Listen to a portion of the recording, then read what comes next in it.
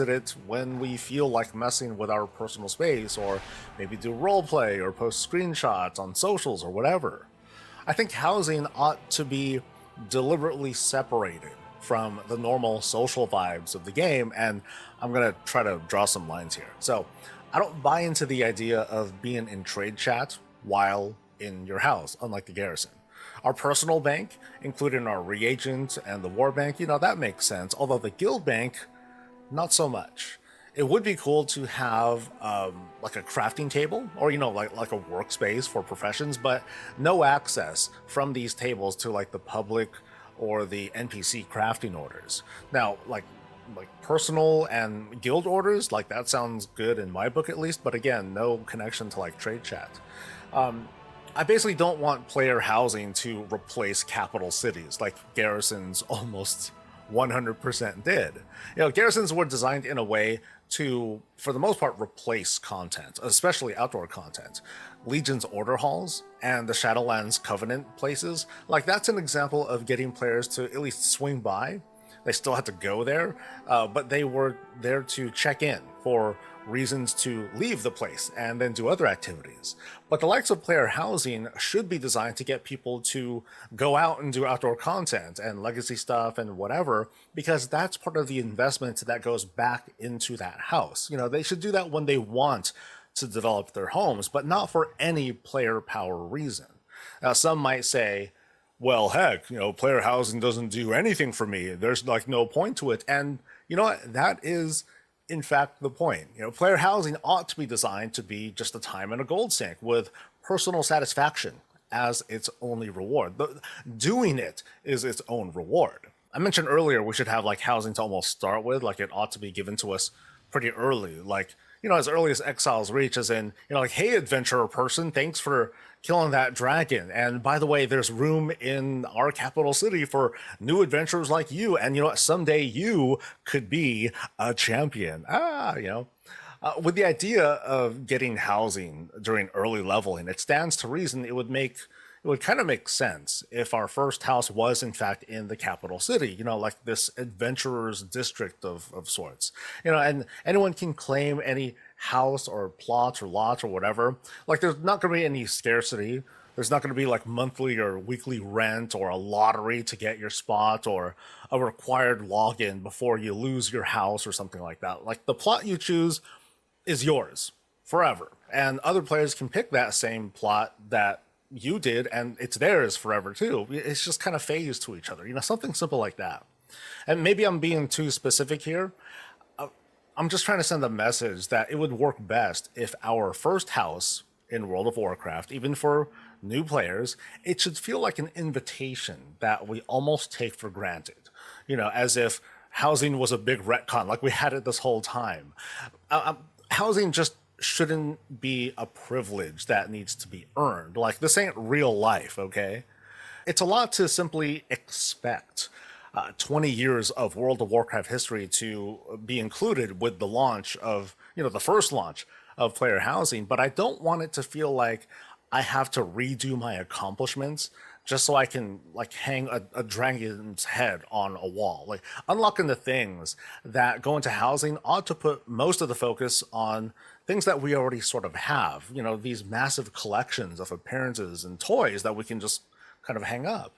And achievements are tied into earning a good bit of that. So I guess what I mean is I expect a lot of WoW players to be grandfathered into many, but not all of the prerequisites for housing unlocks. Like maybe not get instant access to everything, but they'll get like a really good start. Like, notice we got Battle for Azeroth meta achievements added coming in this upcoming patch, and it's like 5 years after the expansion. I expect a lot of what we see in player housing. It's going to be rooted in our accomplishments. Like, it's one thing to create like a set of tables and chairs using rare materials that might take up a while to farm up or buy from the auction house. It's another thing to have a specific boss's head hanging off a wall, but I don't think it's necessary that we gotta like farm up 10 Onyxia's heads to do it. Maybe the first time is okay, and the rest of it, like the framing and whatever, maybe those are the things that we would like farm up for.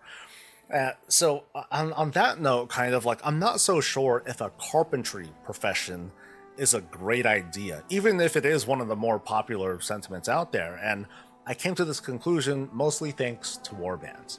Now, chances are good we can have more than one player house on our account, but I'm gonna bet that we probably won't be able to have as many houses as we have characters. I'm mostly tempering my expectations there.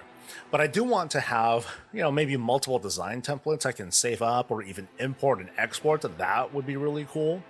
But anyway, back to carpentry. I think it would be much less repetitive if we had an NPC instead facilitate the creation of housing items, a carpenter NPC, and what they can make is unlocked across the warband, while all of the existing professions they can contribute in some way, shape, or form. Like, so the NPC carpenter wants certain things, and what is provided, what we provide to it comes from professions, gathering, and who knows what.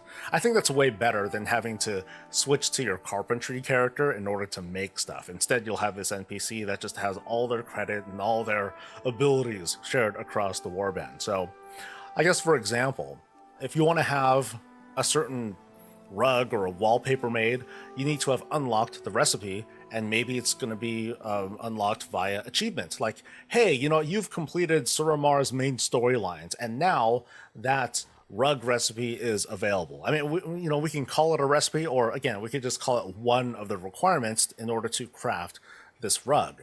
So now you need some Legion leather and some cloth that's made into bolts. And then you give them to the carpenter NPC, maybe some gold, I don't know.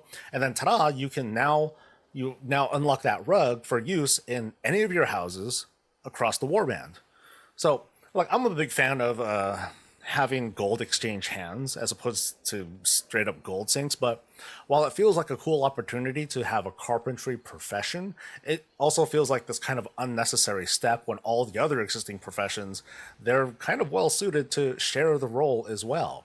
And it could be as simple as getting cloth bolts and leather, like I said. It could be, maybe the components are more complicated, maybe they require more rare materials, or even multiple professions to assemble some of these parts, and Blizzard can just come at this from all sorts of directions.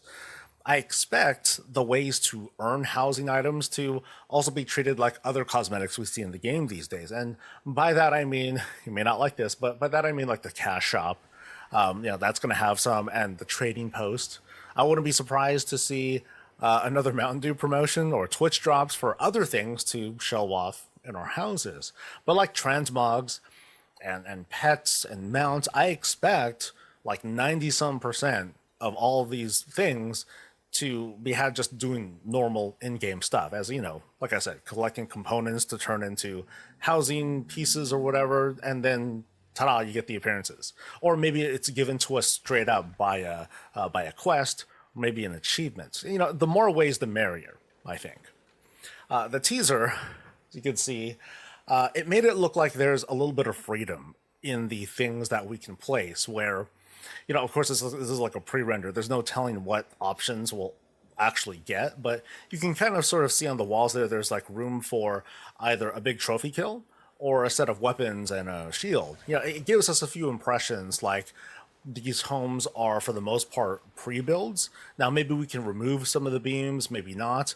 Maybe this is deceptively a bit more than what we thought. Maybe we can put down like separate walls and create like larger houses, create hallways, facades, all sorts of stuff.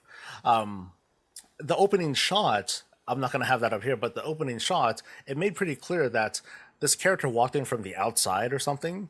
It's suggesting that this was a single room house. Now, of course, I hope we get a lot more, especially on the outside, like, an outdoor yard, a stable, a workshop, a landing pad, hot tub, like, hey, any of that stuff would be awesome. And what we saw in this teaser, it was just that. It was just a teaser.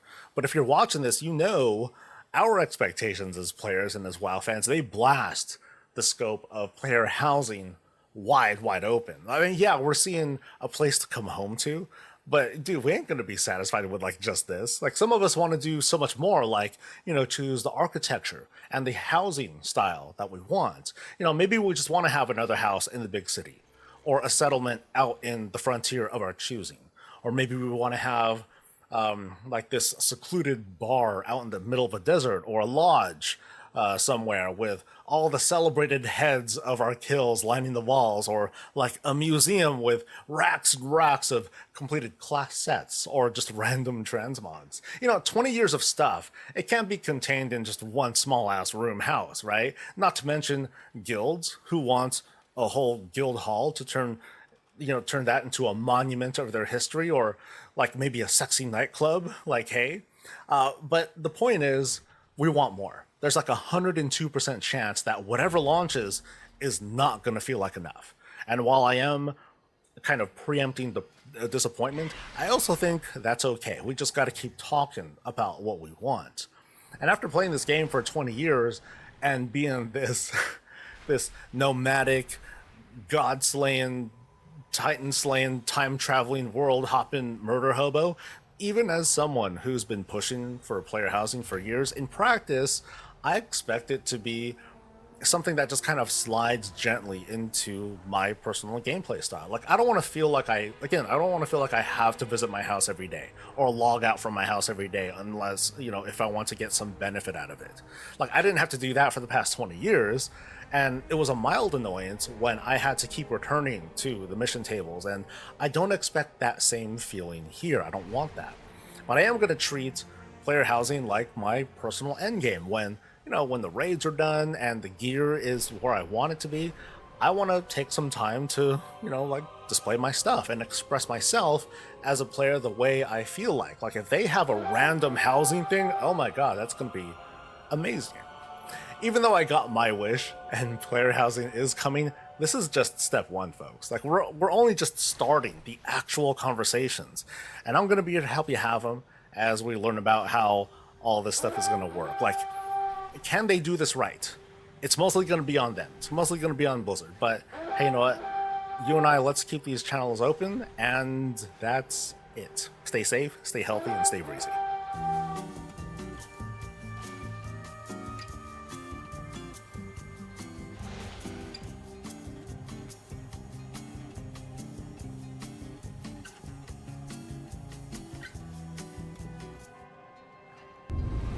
Welcome back, everyone. We've just got the Warcraft Direct, and that means we have got plenty to talk about. There is what Blizzard have overtly said, but there's also some neat stuff from the press kit, along with a few mysteries. Patch 11.2 looks to be different from most major patches, like it could even try to fix up some of the larger critiques that people have got of World of Warcraft. Patch 11.1.5 is bringing back one of my favorite all-time game features, and there's the small matter of player housing, along with dates for all of this content right through to midnight, and whatever the hell that strange icon is at the very end of the roadmap, and just why the bar turns green.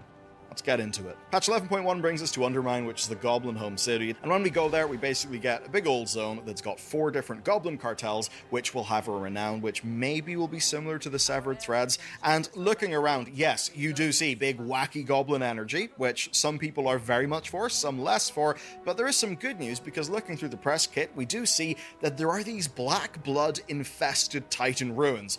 Gorgeous is absolutely not the word, because it's all disgusting, but I think it looks really cool. So it's more than just goblins, and Blizzard did emphasize that this is very much connected to Xal'atath, which does make sense to me. First of all, we saw the void-wielding black-fused goblins in the Ringing Deeps. Secondly, we've got Gallywix. The last time we saw Gallywix, he was actually making deals in Tazavesh. That was, suspicious to say the very least, and at that point it seemed like he wouldn't have had anything to do with Sylvanas or like the rest of the Shadowlands storyline. So I think it's fairly easy to see how Xal'atath could be related to him there. And this all makes sense because he is our end boss, the end boss of the new 8-boss raid, which is the liberation of Undermine. It seems like we fight through the streets and then we basically take down his mansion, which honestly looks kinda sick. Plus, mechanically, I can actually see goblins leading to real fun fight designs. But for me, the most exciting feature is Drive, which seems to be Blizzard testing dynamic ground mounts, okay? Which, man, that could be big. Basically, we get a customizable goblin car, a little bit like the Delver's dirigible, but it's got unique gameplay, and if you're thinking of Vin Diesel and his family, well, Yeah, you're basically right in the mark. First up, this can go 4 to 5 times faster than current ground mounts, which is kind of crazy. Second, it's customizable, right? It's customizable as a car, so you can go for like more acceleration, more top speed, change the handling, which does mean you can drift. You can drift in World of Warcraft, and Undermine is like full of motorways and stuff that you can drive on. I can't overstate how important I think this might be if it works. Dynamic flight has, I think, just been foundationally good for World of Warcraft. I even do things like fly around the place mining now, and I didn't in the past because I just hated the static flight.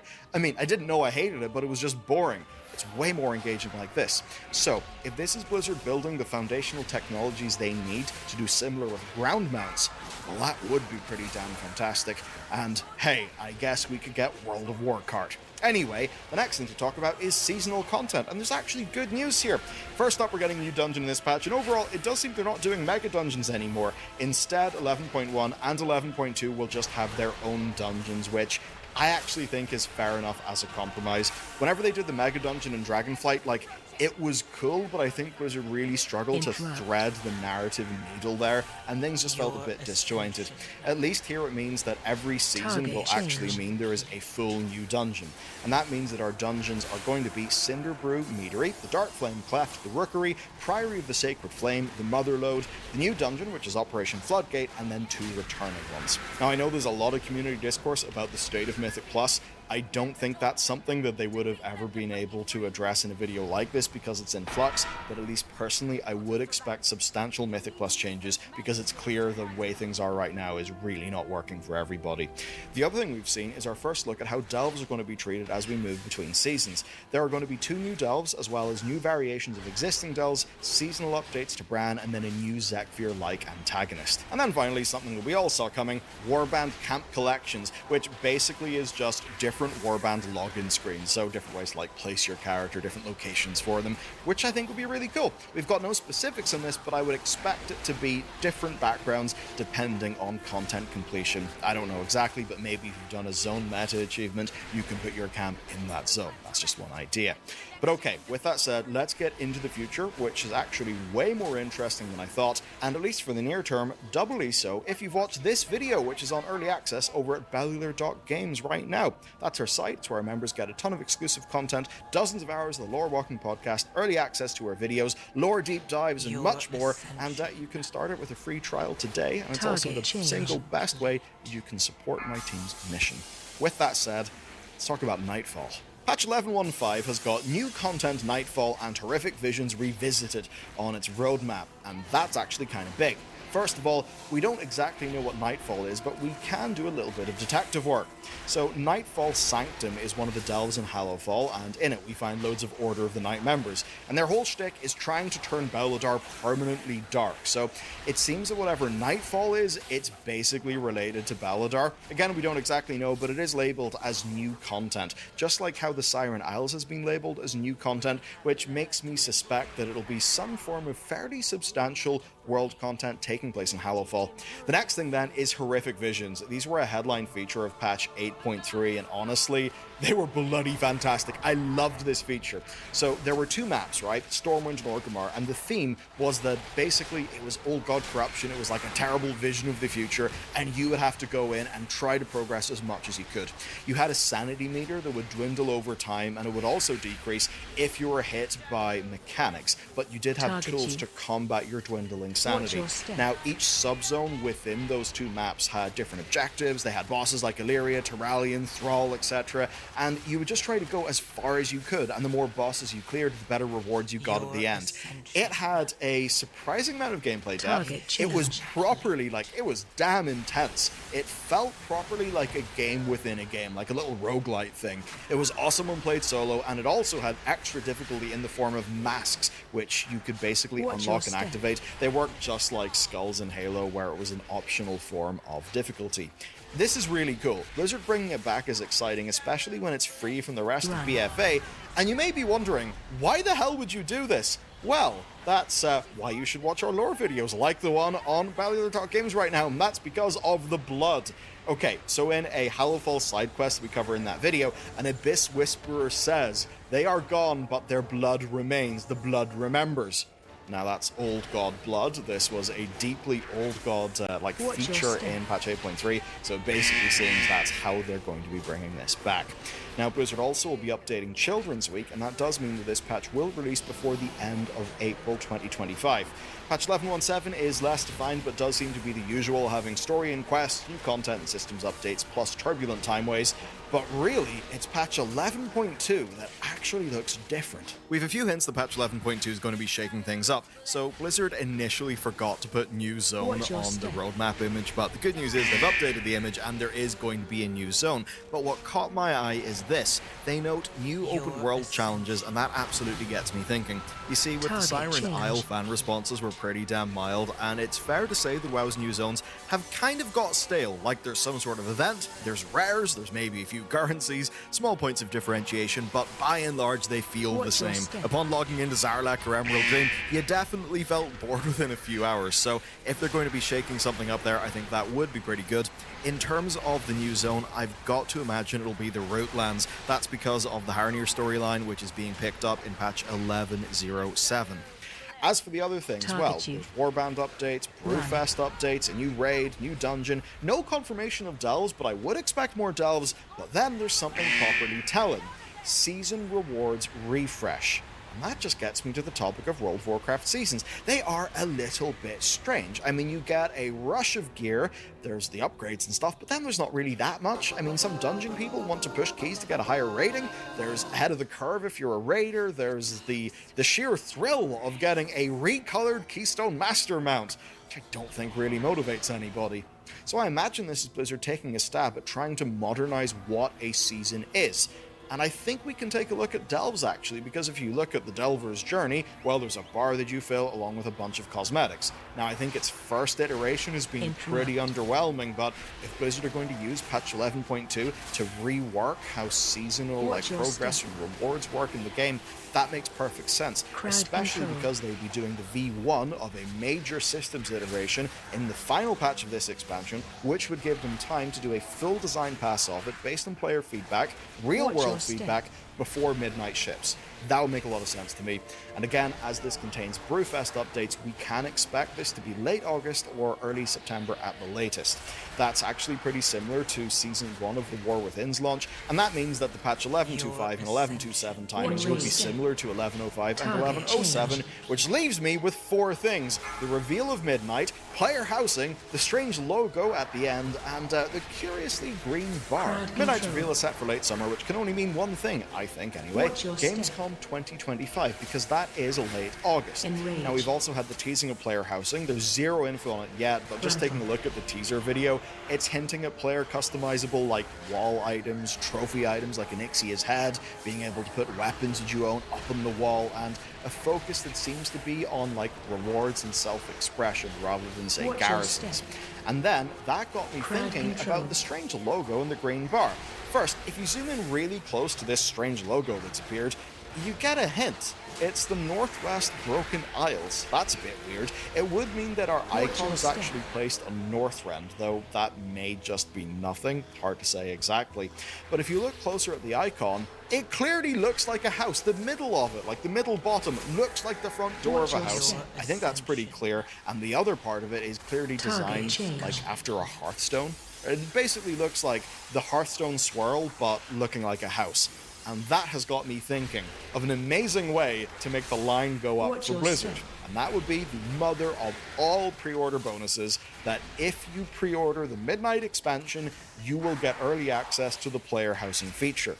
That would make a lot of sense to me, because player housing is a midnight expansion feature, but that doesn't mean they can't sell it as a pre-order thing. I mean, they did similar with Allied Races at the end of the Legion expansion, so my theory's pretty simple. Player housing releasing before midnight, ideally with associated rewards across the game, across, say, Khazal-Dar, and just War Within content. That would be a hell of a way to get people engaged in the game, and as for player housing itself, look, it is one of my all-time top requested features, and that's not because I'm a role player. I'm not a role player.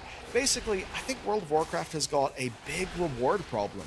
Mounts aren't exciting anymore. We're drowning in transmogs. Most people don't care about battle pets, don't care about tabards. The same goes for toys. Right, Blizzard have ran out of ways to reward players. Housing, though, gives Blizzard an entire other way to reward people. Loads and loads of different things, and I don't think it's some sort of big fix to all of WoW's problems, but I do think it could be really big. So that brings me to the final mystery, the green bar. Now, green was the color of the Legion expansion, and looking at its texture and thinking about the past, I think it's bloody obvious. Legion Remix. I mean, Mop Remix was a huge success, it seems, and if there's any expansion that I think inherently suits the Remix format, it's gotta be Legion. I mean, imagine what they would be doing with artifact progression. The raids and the dungeons were absolutely peak in that expansion, and for many people, Legion was one of World of Warcraft's best ever expansions. So there'd be no better way to pump up interest ahead of midnight than Legion Remix. I mean, there's also all the elf stuff, which would tie into midnight as well. Especially so if the player housing theory is correct and Legion Remix can have a few centerpiece rewards for that feature. Okay, let's get into the timeline and roughly give you patch dates to put all of this in your calendar. Okay, the big thing first. I expect Midnight to release late February 2026. That would be 18 months after the War Within came out. I think that makes perfect sense given their expansion cadence for the World Source Saga. And an August 2025 reveal would give them more than enough time for alpha and beta testing. Also, Blizzard's roadmap even suggests they're a little ahead of schedule. 11.25 and 11.27 are both within autumn, which would be a little bit faster than what we're getting today with patch 11.07, which is releasing December 17th. Now, that December 17th does show that Blizzard have held their 8-week cadence. 8 weeks after 11.07 would be February 11th, but let's just give them like 2 weeks of breathing room for Christmas and New Year's, and that would bring 11.1 to February 25th. Now, 8 weeks after that would be April 22nd, which is just in time for 11.1.5's Children's Week update, at least based on the prior timings.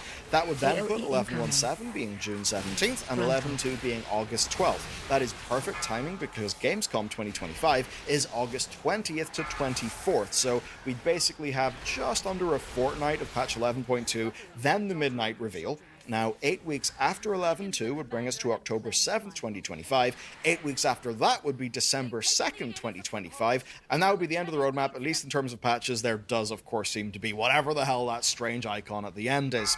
Most immediately, though, we're going to have 11.07. That's 33 days from the publication of this video. It brings the Siren Isle, Cersei Circlet, the Haranir story stuff, Dalaran Epilogue, Winter's Veil updates, more holiday updates as well, which presumably would be Lunar Festival, as well as per data mining that's happened, vendor refreshes for even more time walking vendors, which would be right in time for the Turbulent Timeways event. And then, big important to me, another Plunder Storm. I cannot wait for that. It's going to be queuable in-game with your real characters, and it's going to have a proper currency-based reward, not a renown track. So if last time is anything to go by, I'm going to lose dozens of hours. I'm really not joking. I finished Plunder Storm with about 450,000 plunder, which was 4 times more than the reward track even allowed you for. Anyway, as for the other stuff, there's Warcraft 3 Reforged 2.0 that looks neat, but what's real cool for me is Warcraft 1 and 2 Remastered. I think they look absolutely gorgeous, and they've got an increased field of view and loads of like modern quality of life features, which will be big for playability.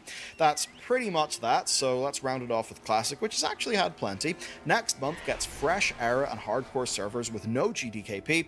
We've got Mop Classic being unveiled, which is actually pretty damn big hype. I cannot wait to go and do Throne of Thunder as it's properly intended. And then Season of Discovery has got even more content, seemingly a Scarlet Raid, which, look, I'm too far behind, but yeah, hell yeah, I want more of that. Anyway, that's basically what's up for the next 18 months of World of Warcraft. and you know what? I think was a really, really strong showing. And if you want to get some lore knowledge that will make all of that Beldar stuff hit way harder, check out this video that we published about 2 weeks ago. It's diving deep into the Beldar lore. It was so much fun to put together. So yeah, go watch that next. I'll see you over there. Have a great day.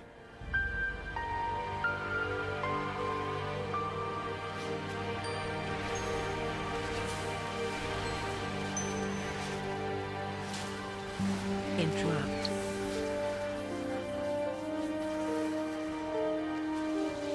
Run. Welcome back, everyone. This is going to be quite fun. I wasn't really looking forward to this day. We had a solid year of Blizzard just getting win after win, but like all things, it kind of had to end. Something bad's always going to happen, and I don't think the game is doomed or anything, but this week they did make mistakes that are just too big to brush off. 11.05 is one of the worst patches I have ever seen shipped. And if that wasn't enough, they also topped it off with the $90 amount. So welcome to a rather special edition of the news. At least it's going to be a fun one. Right. First up, the cavalcade of game-breaking issues. Now, not everybody will have seen this. If you're not doing some of the raids, yeah, you wouldn't have noticed. But man, a lot of things actually broke. Some Nerubar bosses are completely broken. There is desync between animations that was killing people in safe spots. Certain spells were not resetting on wipes. Boss timer bugs are causing some bosses to just AFK, so that's awesome. And that's if you don't happen to be disconnected mid-fight, which is actually happening to people. Then classes ended up in a bad state, but they're at least kind of funny. Almost every class had at least one ludicrous bug.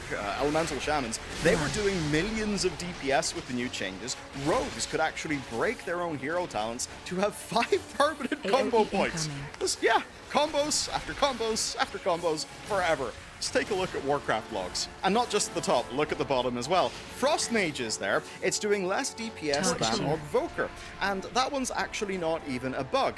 They were actually caught with some stray nerfs that were aimed at Arcane Mage.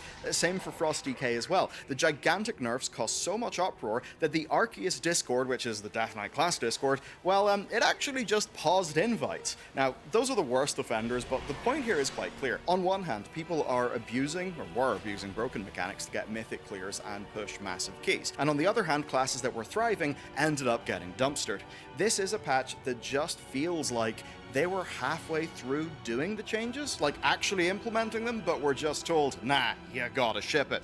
They actually shipped it so undercooked that they gave druids a demon hunter icon and forgot to include hotfixes from last week's live build, which is insane. And what it ultimately is no respect for your time or your money. Now, I do not think that it's lazy developers or anything like that. No, I do not think that. I think they do respect your time and your money, but the conditions under which they're working obviously meant that they were not able to ship results that they would be proud of. It does trickle down to other player types as well. As an example, the changes of time-walking scaling made Ulduar, Firelands, and Black Temple substantially harder for under-level 80s, which is not the biggest deal in the world, but it is a bit weird when things just break. People are reporting that level 71s are taking way longer to solo them, and in general, this version of scaling just negatively impacts 70-plus characters the most, particularly ones that are not geared. And that's the scaling that is applied to all time-walking dungeons. This means that leveling your 70s to 80s is not as fast as before, and certainly doing a few time-walking dungeons,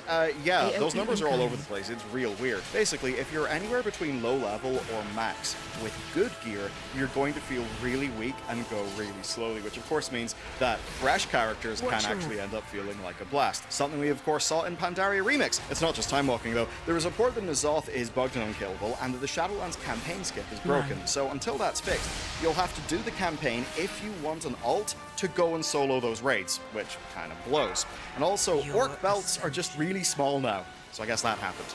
And sometimes weapons are insanely massive, and as a weird thing, I've just found that whenever I log into the game, well, my add-ons all turn on. All of them, no matter what I've set. And that happens when I change from one character to another character and back to the original character, and then some people in our community are reporting that edit mode is just refusing to save things for them.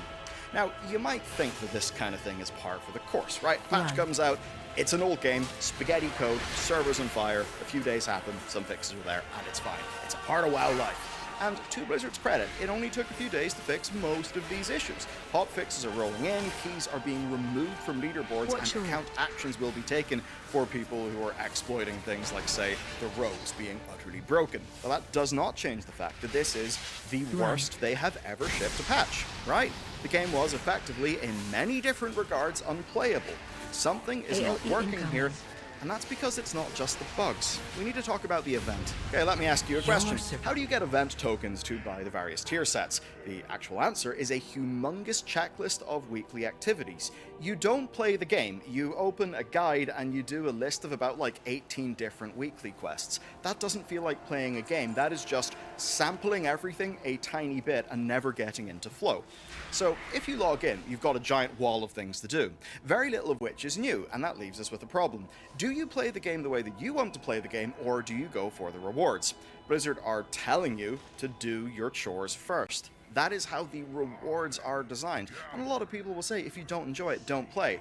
By the way, I agree with that, absolutely. But from a design perspective, we've got to ask ourselves, what sorts of gameplay does the design encourage? That's the problem. Now, their plan here is obvious. They want you to be rewarded a little bit with a time gate, so that it's fair, right, for everybody, and everybody's just edited week by week. They already have a framework of weekly content in the game, so they just tied all of that together.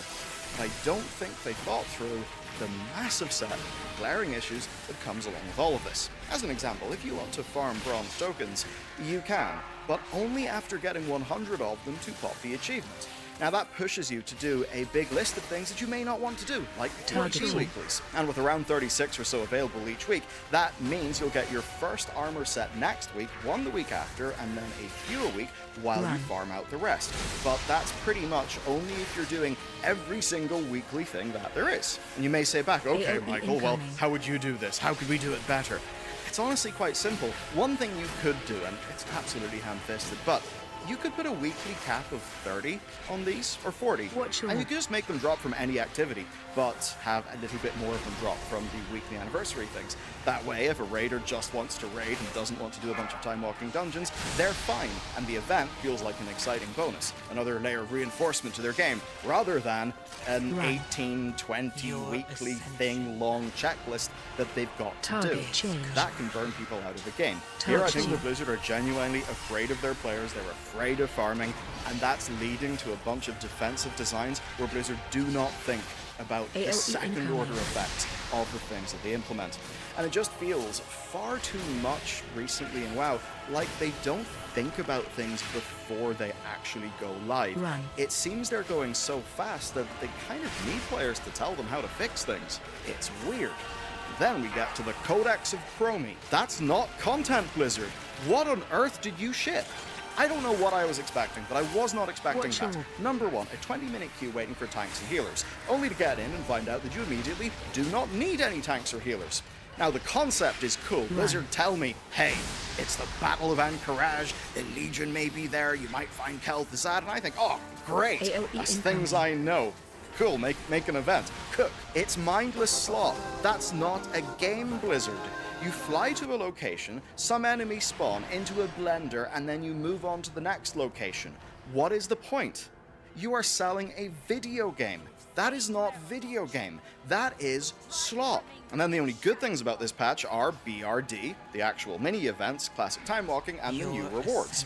Earning the new rewards was, of course, not completely relevant, though. The Codex of Chromie is for everybody, and because they've designed it for everybody, it's slop for nobody that nobody in their right mind would enjoy. I've not seen a single person say that they want to do it anymore, because it's awful. Add to that, that most of the class tuning was not remotely finished, and that in many ways the game itself is literally broken. And also, I don't know if you've just been doing anything in World of Warcraft, I have found the world lag has been really bad the last few days. And then on top of that, we've got the audacity to put a unique quality of life mount with features on it on the store for $90. So let's talk about the Brutosaur.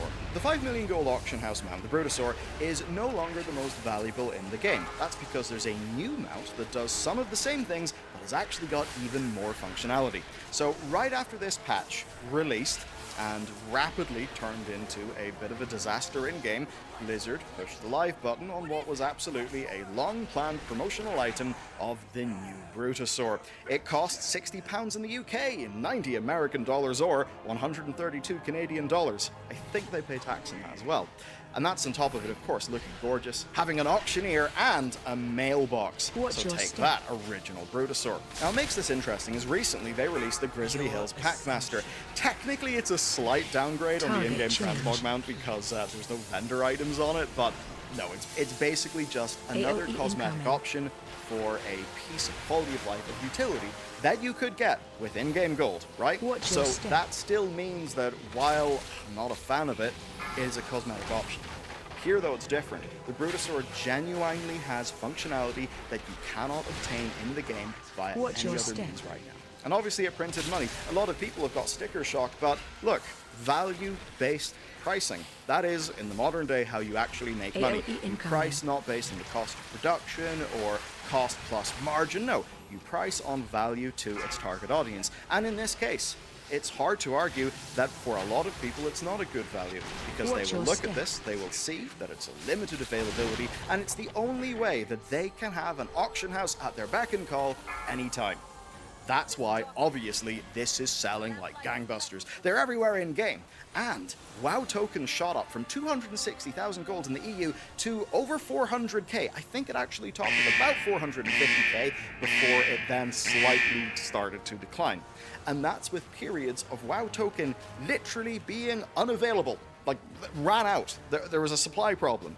That's wild. And do remember, every WoW token that changes hands is another $20 for Blizzard. It's a really well-designed system for getting some more money. Now, at the best of times, this would be frustrating, right? But after this patch launch, it comes across as nothing but pure disrespect.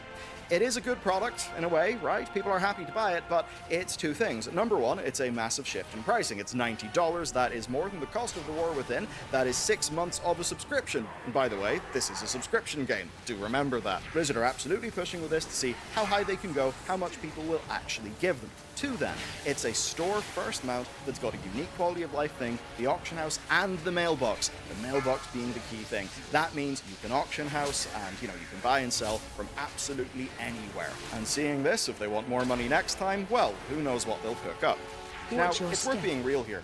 There are business pressures from above that are pushing down, right? Look at Overwatch as an example. They have got quite ludicrous with the in-game store and all of that stuff. But Microsoft also cut the entire PvE team.